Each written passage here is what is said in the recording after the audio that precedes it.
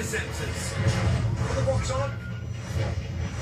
We follow Durham and Cleveland's finest as they hunt down and lock up the lawbreakers. I'm just trying to say 226 on Greenway. From inside their high-tech pursuit cars Eagles left. on the streets with their highly trained police dogs, get out. and on the shoulder of their firearms officers. Drop the bag. Give us your tools. The Interceptors, the best weapon Stand still. in the war on crime.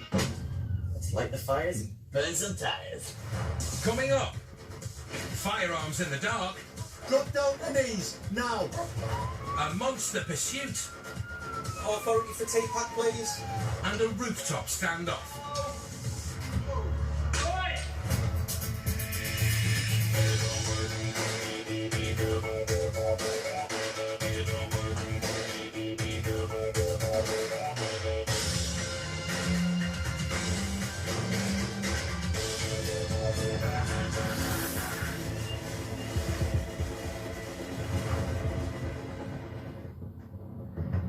Each time they hit the road, interceptors have a good idea what to expect just by checking their watch.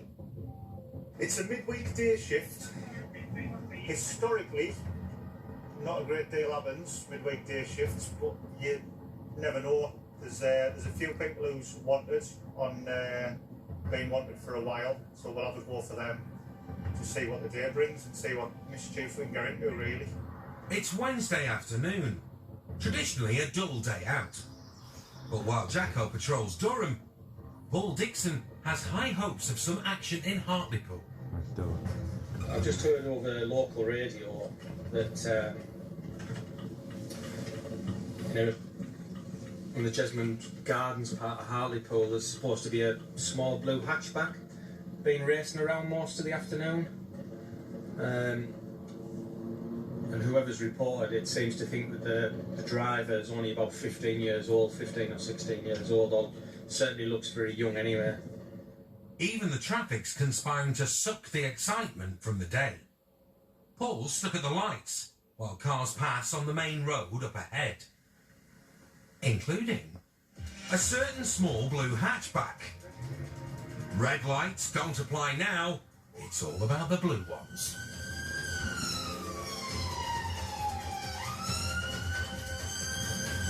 Dicko's been a cop for 14 years. He's an Iron Maiden fan, and he's driving precision-engineered heavy metal today. The big Beamer is soon behind the tiny hatchback. Vehicle failed to stop, Hart Lane. Travelling westbound, small blue hatchback. Thornhill Gardens, 4-0. Dicko's Beamer's more than a foot wider than the hatchback, which slips through a narrow gap onto the grass and away. But Dicko keeps him in sight and stays on the hatchback skinny behind. We're Chester Road towards Jesmond Gardens, 6-0. Trained and authorised, suitable vehicle. Authority for TPAC, please. Jesmond Gardens. Looks like 3 or 4 up.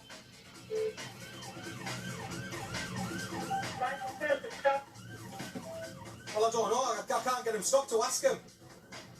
Negotiating tight roads, daft questions and parked cars, Dicko stays on his target. The streets get narrower and narrower. Yeah, he's gone, he's on to Jesmond Gardens. I've lost track of him now. He's come to a dead end. Game over. I can't get through. All that's left for Dicko is to marvel at the tightly packed rear of his blue nemesis. The driving a Suzuki Alto, which is it must be all of what, 3 foot wide. There's no way in God's earth was I going to get through there. All we can do for the minute is have a look around and see if we can pick them up, or certainly pick the car up. It's fruitless. Luckily, other dodgy motors are available. In this case, the stolen Citroën pulling up ahead. which has just pinged Dicko's automatic number plate recognition system. This is no ordinary Wednesday. Dicko spins round and tracks back, just in time to see... you... The driver of the Citroën leg it.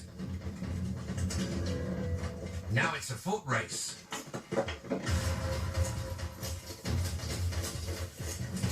The runner is nowhere to be seen. Yeah, one on foot. Up near...